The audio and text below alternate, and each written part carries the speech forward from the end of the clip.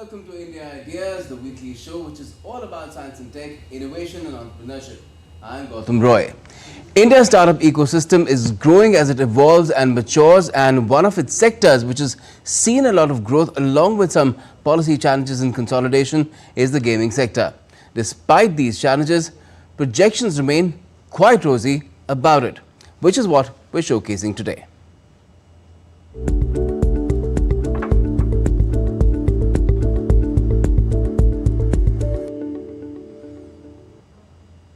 So India has over 1,400 gaming companies, including 500 gaming studios. Most of them are startups. It's also got the second largest user base in the world, with the number standing at 442 million in 2023.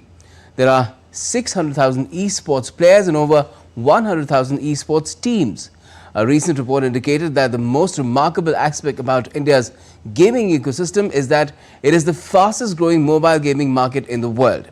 In 2023, while the India gaming market was estimated to be $3.1 billion, it's expected to be doubling itself to $6 billion by 2028. Now, what do the gaming platforms themselves think about these projections? We're finding that out today with Namrata Swamy, COO, MPL, which is one of India's leading mobile esports and digital gaming platforms. It has 60 plus games and 20 million registered users worldwide. We're also joined by Kirti Singh, co-founder HitWicket, which started with a vision to give the most immersive experience as far as gaming is concerned, and to all cricket fans specifically. It has over 5 million users across India, UK, Australia, South Africa, Pakistan and more than 109 other countries as well.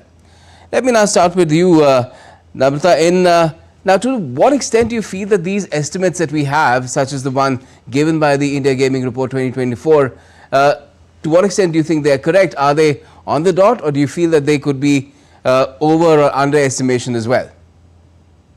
So I think in terms of these numbers, right, like you rightly pointed out, the kind of user base that we have of about 400 million users, I think that's where the strength lies in. The kind of high-speed data connectivity, affordable smartphones, rising incomes, and I think with all of this, when you tie in the kind of innovation that's coming in terms of the kind of games that are launched, the different formats that are coming up with all of these startup studios working together, I believe the numbers are probably a little bit of an underestimate. Gaming as an industry has continuously grown by about 25-30% if you look at the last few years. And while yes, there have been some bumps due to taxation changes on GST, etc., we are very optimistic and really believe some of the growth will really continue to bounce back. And I think we're looking to more than double or triple in terms of the industry size over the next 3 to 4 years. All right, Kirti, HitWicket caters to the most popular game in India and its fans. The focus of you and your team has been to make it as immersive as possible using different technological tools. Now, how have you gone about it? Yeah, so cricket is the second largest sport in the world. I mean, we associate cricket with India, but there's a big population and fans out there outside the world as well who are actually very passionate about cricket. And when you're building a game, I think technology is becoming more and more easy. Like, there are a lot of development tools by which you can build a game. But I think the key to cracking a very immersive mobile game is in the game design, which is what we have been relentlessly focusing on. If you remember your childhood games, Super Mario or, Pac-Man, these are all games which were not the cutting edge tech, but it was the fun part that made them so memorable. And, it got millions of people all around the world actually playing them. And I think that is the key element that we at HitWicket are aiming for, that, how do we make a game which can engage a 60-year-old to a 10-year-old school kid, something that is highly accessible, and at the same time, it is so much fun that people are retained for months and years. It becomes a forever gaming franchise from India. Right. I'm also being told that we have now been joined by Parth Chadda as well, co-founder Stan, which is a fast-growing gaming platform with 4 million gamers onboarded. It recently raised $2.7 million in a pre-Series A round of funding as well. Congratulations on that, although slightly belated path. But tell us what your mind is the most significant factors, or are the most significant factors that are contributing to this fast-paced growth for India's gaming startups, the gaming sector. Sure. Thank you so much for having me. So I've spent close to 6 to 7 years in the gaming industry in India. And what I realized lately is that we're now 500 million gamers. I think the key factors significantly is there have been a lot of communities and creators around gaming which have become very successful now. If you look at how we come to know about games is through our friends, through a YouTuber, through a content creator. I think the creator economy has sort of helped a lot in shaping up the pace for the gaming industry. Obviously, prior to COVID, things were slightly different, and I've looked at the content as well. Like Kriti mentioned, that there's a lot of stuff going around with game design. I think we see a lot of good content coming out of India, and which is more India for that matter. I think mobile gaming is something which shaped up things for us very aggressively. What we're building at Stan is something which is actually helping and kind of catapulting the growth around gaming, which is communities in gaming, right? These creators which were actually either creating content on YouTube or Instagram, they kind of wanted to make money as well. They kind of wanted to promote these games. So we felt that there is a more social angle to gaming, which can actually help games grow. So I believe that influencers, creator economy is something which is taking this thing really ahead of time. Sounds great. Now, Namrata, MPL is about 6 years old now, slightly over. In fact, it's a gaming behemoth with 60 plus games and over 200 million registered users. Like I mentioned earlier, it's a unicorn as well. Now, how is MPL planning to unlock new opportunities and reach out to a wider audience at this stage? Yeah. So I think two parts to how we're looking to expand and grow from here. I think one is our core mission is to be the world's largest platform, enabling users from across the world to compete on skill-based games. So we are, of course, present in India. We also have a presence in US, and we're looking to expand that presence as we go forward. Second is just in terms of really innovating on the types of games, the kind of formats that users can engage with these games on. And for example, I think one is bringing in more games from India. So we have games like Snakes and Ladder, we have Ludo, we have a bunch of different variants that we are continuously experimenting and bringing to the table, be it Ludo, be it on cricket. I think a bunch of games that are associated with sports as a category. And I think that is another leg of innovation that we will continue to drive in terms of bringing in those newer games. The third leg is, of course, just leveraging a lot more of technology, right? Bringing in data into decision making. So be it all aspects of making this platform very safe and trustworthy for users, in terms of the kind of checks that are needed, in terms of the kind of matchmaking, prevention of any form of fraud, cheating on platform. So I think we are continuously leveraging newer technologies, ML models, etc., to keep upgrading our security and building that safe and trusted platform for all our users. Mm-hmm. And are you looking to sort of move towards a profitable path as well? Yeah, no, despite, I think, the challenges with GST, we have been profitable. So we will continue to drive growth while ensuring profitability remains where we are. All right. Now, Parth, Stan has recently raised some money. I mentioned it, $2.7 million. How are you putting it to use so you could broaden your paying user database? Yeah, I mean, so we've just crossed 5.5 million gamers this month. We've grown very fast over the last 1 year. We see that a lot of creators are choosing Stan as their platform to build communities. I think we raised this round to kind of bring in some good talent and also partner up with a lot of creators outside, so that Stan becomes the one-stop solution for gaming in terms of communities, right? So to answer your question, we do plan to invest some of the fund inside marketing. But if you see, our platform Stan is trending on number 4 on the lifestyle category in the Play Store from past 5-6 months. So there's a lot of organic flow of user base, and but we do look at getting it inside the tier 2, tier 3 market as well. I think creator earnings and user growth is something which is what we are focusing on after this phase as well. Okay. And Kirti, even you've had a marquee investor coming in the form of legendary cricket commentator Harsha Bhogle. I believe the goal is to enhance downloads of the game's app from 5 million to 50 million in the next 2 years. How's that going to happen? What's the plan? So, I mean, talking about Harsha Bhogle, I think his journey has been very inspirational and path-breaking in the sense that he put India on the global map for cricket commentary. And that kind of resonates with the vision that we have, that with Hit Wicket, we want to build a global IP, which is not just for the Indian audience, but it is at par with the likes of FIFA and Supercell in the world for the cricket audience. And we believe that Harsha has a very wide audience, again, people who are like cricket nerds or people who are just following cricket news. And with Harsha, we feel that, there is a new channel of audience that we can open up, which, may not be searching for cricket games, but are interested in cricket. Now, people have viewed cricket matches, they have engaged in fantasy sports through cricket, but a game where they can actually determine the outcome of the game, that is yet to happen. And for that phase, we feel that, the partnership with Harsha will give us the opportunity to create content that will help us reach all corners of the world and even reach to an audience which may not identify itself as a gamer. All right.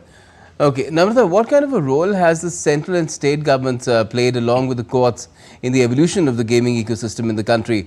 Would you say that some challenges emerged along the way, but it has helped make the ecosystem more robust, reliable and resilient? Definitely. I think for any sunrise sector to sort of grow and flourish, I think it's definitely important to have the support from the governments in terms of the policies and regulations that come in. I think from a central government standpoint, just the introduction of the rules for online gaming, I think it's a great first step. We're of course looking to ensure that could be operationalized very soon. Second, I think even on the taxation front, I think through the last year changes in terms of more clarity on TDS, I think all prospective taxation on GST. Of course, while there is some short-term bump and challenges due to the change in GST structure, I believe in the long term, just the clarity on how taxation will work on both TDS and GST is a great thing for this industry to grow and flourish.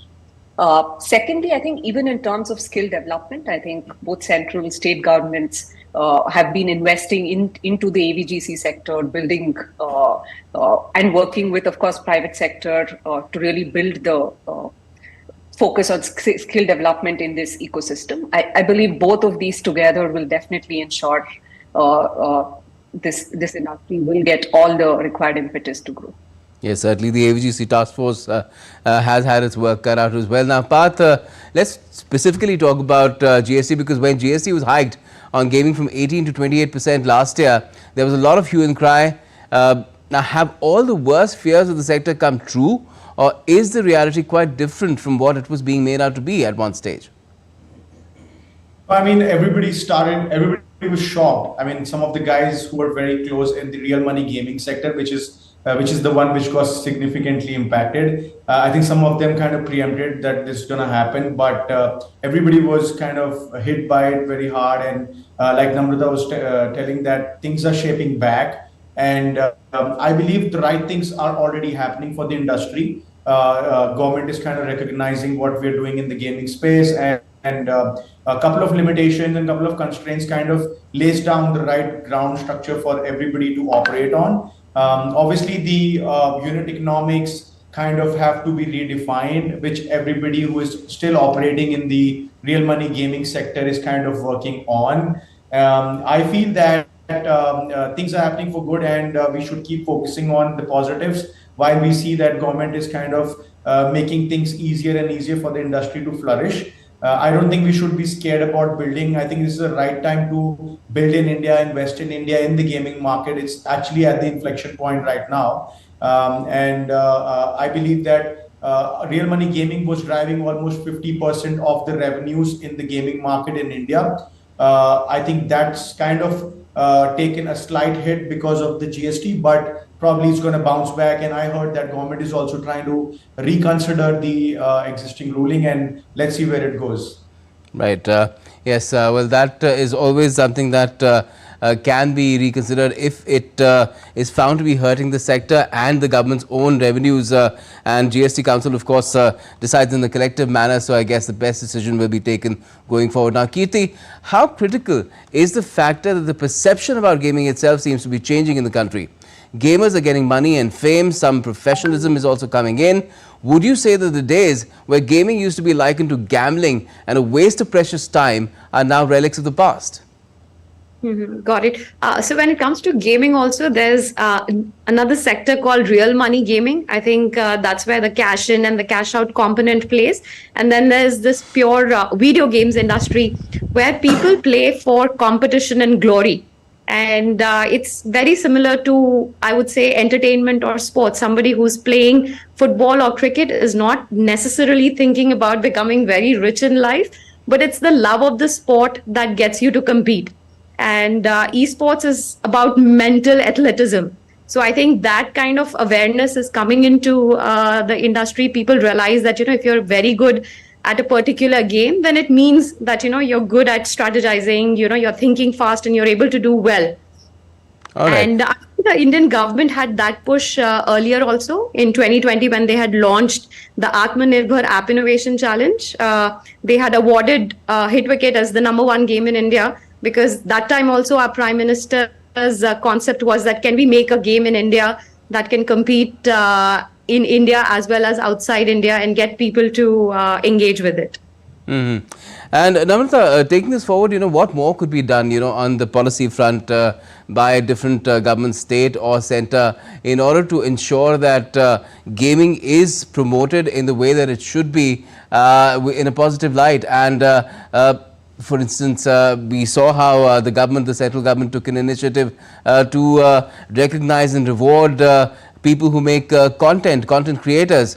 Could there be something that could be initiated in the sphere of gaming as well? Definitely. And I think like you spoke about the AVGC task force, I think there are a lot of initiatives that are going on where all of these stakeholders are coming together, be it government, be it the gaming companies, be it the gamers themselves. So I think gamers, again, represented by different associations, coming together to really take these stories of gamers across India, really use that as the way to inspire other people to seriously consider gaming. Because like I think one of the fellow panelists was mentioning, it's one of the biggest forms of entertainment, one of the most active ways to really get a user engaged. So I think just being able to get these stories from across and really leverage them to ensure more and more users get into gaming and really pursuing that passion, and giving people also the right platforms to be able to do this. Getting in more people to actually work on this industry, because there are a lot of very interesting creative roles available within gaming. And I think that is where some of these policy changes would really push in the best quality talent also to consider gaming as a profession. Okay. And Parth, do you think another contributing factor where India's gaming sector's growth is concerned has been the fact that certain games got banned by the government as well because of security concerns, especially those coming in from China?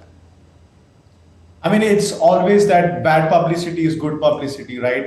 And it's not like the games which we are talking about did not have mass traction. I think India loves to play games, and it's all about mobile gaming, right? Data security is always a matter of concern, but I strongly believe that once your game is touching the masses in India, I mean, you're clocking like 50 million daily active users, the job is done. And I think cheap internet, good devices supporting these games, and good content, I think this unique combination works phenomenally well. Along with these advocates and creators we are talking about, to kind of build that community around gamers, because community is what kind of gets you those repeat users. They want to try the next thing on the platform and so on and so forth, right? So like you said, these bans keep coming and going, but it kind of makes things more exciting for the industry.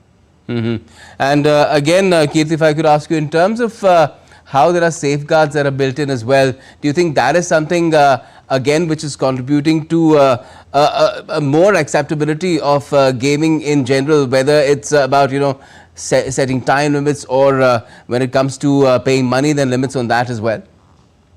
Yeah, I think when it comes to entertainment or anything in life, everything in moderation when consumed for entertainment is what, keeps the balance. And I think a lot of times, certain games are designed in a way that, they require the user to spend long hours, where there are a lot of other games, a lot of good examples, which have shorter session, which do not encourage the user to play for long hours, and they are also in the $1 billion market range.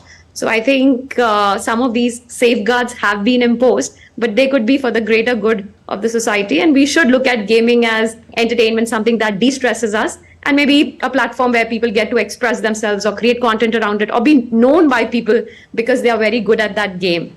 Yes, certainly. I mean, it builds acceptability when a particular stream or a sector has a lot more credibility and there are safeguards built in, because then parents feel good about their children not getting too much involved and spending a lot of time gaming as well. Thanks a lot for joining us and talking about this sector, which is a critical sector, sunrise sector really, as far as our startups are concerned. And I hope that all of you and the entire structure, the sector does better in the coming days as well. Thanks a lot. That's all we have in this edition of India Ideas tonight. For all the latest, keep watching DD India.